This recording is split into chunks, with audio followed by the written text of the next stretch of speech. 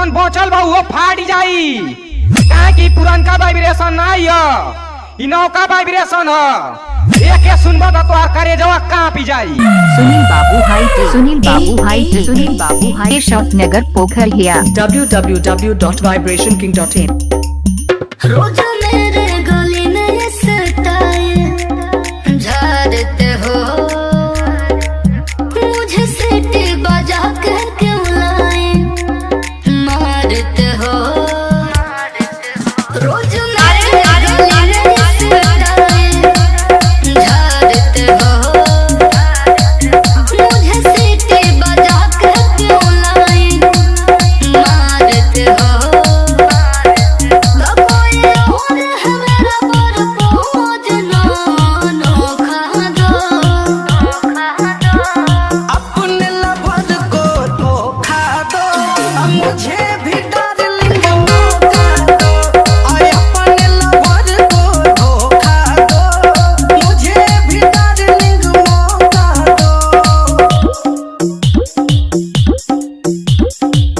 सुनील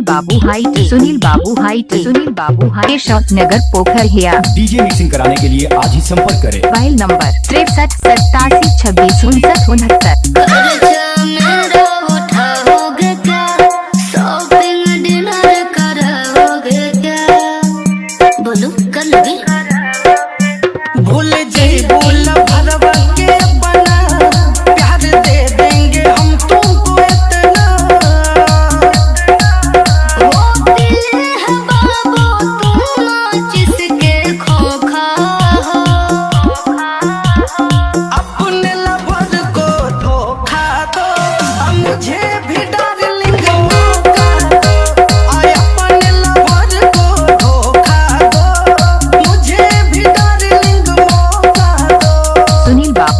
सुनील बाबू हाइट अशोकनगर पोखर हिया www.vibrationking.in। प्यार यदि करोगे खोल के, मैं पटूंगे इमरान को बोल के।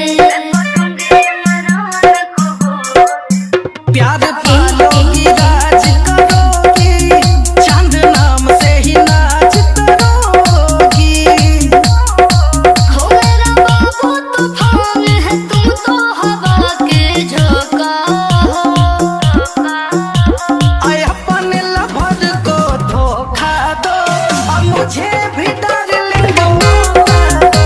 आय अपने लवर को धोखा दो, मुझे भी डार्लिंग मौका दो। सुनील बाबू हाइट अशोकनगर पोखर हिया www.vibrationking.in। डीजे मिक्सिंग कराने के लिए आज ही संपर्क करें। Mobile number 63 87 26 59 69।